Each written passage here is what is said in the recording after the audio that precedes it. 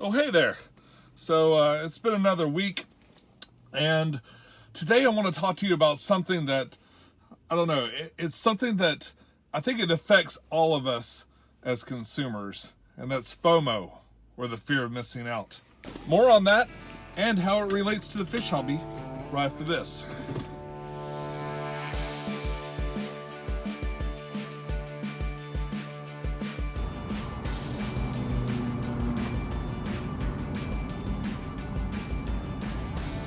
Hey YouTube, this is Pecktec, and I am on my way to my local fish store, the aquarium. I've got some stuff that I bought back on Black Friday. I think it was all the way back on the Black Friday edition. I got a fish credit with some of the purchases that I made, and I'm going to cash them in today. All right, so we're here. Now, like I said, the main reason I'm coming today is I've got a fish credit. It actually expires sometime around the end of the month, and I've got about $60 or $70 on there, and I just don't want to forget about it, I guess. Is the main thing. And I don't think I'm really likely to forget about it, but sometimes things get a little hectic and too busy, and if I don't plan just right, especially when I'm bringing a pet home, something alive that's not a plant. I guess plants could count too, but yeah, I'm bringing something alive home, and I need to plan adequately. Now, the fear of missing out in general has been something that's, it's been a proven sales technique for years and years and years. It's got to be one of the number one incentives for sales too, because it's something that you wanted anyway, but you were afraid you'd miss out if you didn't pick it up right then, as soon as you saw it. I know I have been guilty of showing up at my favorite fish store and suddenly seeing something I've never seen before. And I want it. I want it for my tanks. I want it in there right away. In fact, when I first started collecting fish, I mean, internet on your phone wasn't really a huge thing, and I had to rely on a book or just the knowledge of the person selling it to me. That's not to diss local fish store people's knowledge, or even big box fish store people's knowledge. I mean, there's this wide range of knowledge across all these things. Now, a lot of times, especially these days in a retail space, we don't expect a lot of knowledge from the people selling to us, but if you find a really good fish store and they know what they're talking about, boy, just know that you're very lucky. That's the way I feel about the people here. But even I can't expect my fish person that's selling me the fish to know about every fish that's there. There's hundreds of thousands of fish inside the store, and there's nobody that knows all of them back and forth. I mean, there's always going to be some anomalies here and there. Truth is, a lot of fish have a very sort of general range of parameters that they operate in, and what you want to be aware of are the ones that kind of fall outside those parameters. So when I see a new fish, the first thing I do is I snap a picture of their scientific name, and then I go and I do a quick Google search, especially if I think it's for sure something I'd like to own. If it falls within the general parameters and then I've got a tank space for it, I might bring it home. But then again, that's also not a great idea. Really, the best scenario is to plan the tank that you want to put it in, go ahead and set up a quarantine tank, and that can be something much smaller than it's going to go into ultimately, but still big enough to be humane. The small fish that I keep, I can do that in a 10 or 20 gallon, even a 5 gallon pretty easy. But you got to have a filter ready. You got to have that tank. Getting water is usually not a big deal, especially if you've already got aquariums. You can throw it in an existing new tank, and that's what I'm going to do. It's not strictly speaking a quarantine tank because there's already some fish in there, but what the fish that are in there are my little Inler Explorers. I set up that blackwater tank a couple of weeks ago. I was watching the tests. Once the water's kind of calmed down a bit, I threw the Inlers in. It's been about 2 weeks in there with the Inlers, and I'm still testing it. When I started the tank, I used used bacteria, so there was already a pretty, probably halfway decent biofilter even from the first day.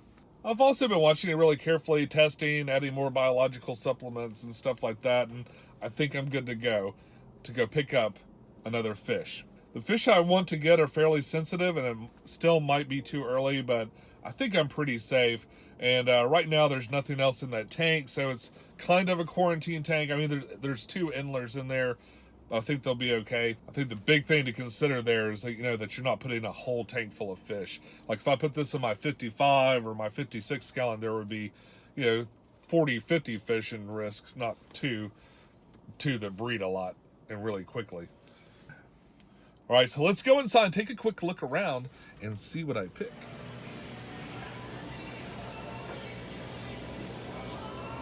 Bye.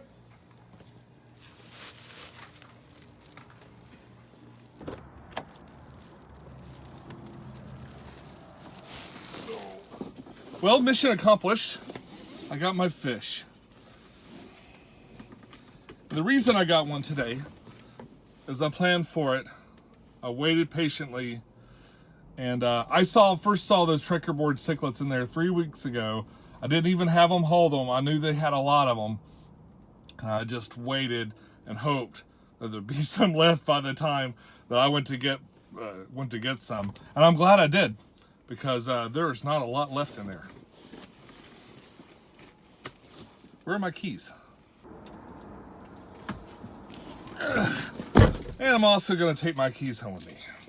So there are any number of reasons to not let the fear of missing out guide your decisions, but I think the primary one here is that you're taking a life home. You're taking something home that you have to provide for. But folks, don't worry, there is a way to conquer FOMO, and that is be prepared. Now, being prepared, as far as an Aquarius goes, can be really simple. I mean, it just incorporate a sponge filter and a small air pump on one of your existing aquariums. If you don't have existing aquariums, you're going to have a harder time. I'm fortunate enough to have a really big tank with a sump, and inside of that sump I have no less than 3 sponge filters going at all times. And I don't have them there because I need the extra filtration. I have them there because they're going to be ready to go as soon as I want to set up a quarantine tank, or really any other tank that I want to do. But the fear of missing out is not just about fish. I'd never even heard the expression FOMO, fear of missing out, except for the fact that I buy a lot of Kickstarter games. Now, Kickstarter is a crowdfunding site where you can chip in to help fund new projects.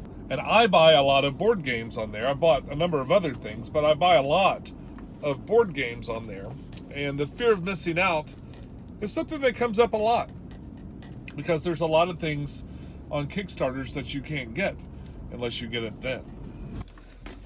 But I didn't really feel like setting up another quarantine tank, and I knew that tank would be ready in just a couple of weeks, so I tried to put my fear of missing out aside and just kind of wait a little bit longer and see if I could put the fish in a permanent home, so I wouldn't have to put them one place and then move them later. But it is important to note that at any point I could pull those fish out.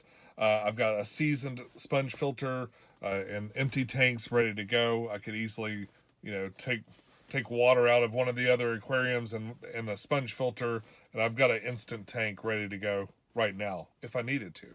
But this tank not only has seasoned biological stuff from the sump, I've also added biological stuff to it. But this tank's been running for a couple of weeks with fish, and the numbers still look great, so I'm going to do it. I just wanted to kind of share a train of thought that I had on the way things are marketed to us and how that applies to what you bring home, and just some things to think about when you're buying fish. I'm not saying it's perfect. I'm not saying I've always adhered to it or that I will always adhere to but they're goals, they're shopping goals for your fish. That'd probably been a better title. Too late. That's all I got for you this week. Until next time, follow your bliss, keep a clean tank, and I'll see you soon. Bye-bye.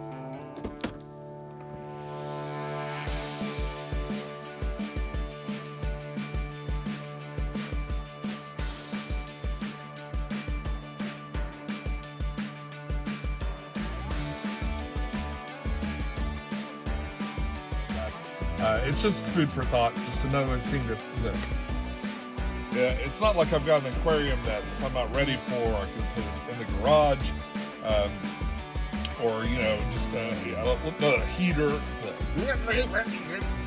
Like get something, and it's not necessarily in that it's just got to be one of the number one incentives for people to buy something. I mean, because it probably gotta wait for a stoplight. Okay, I'll wait for a stoplight so I don't get people to yell at me a whole lot.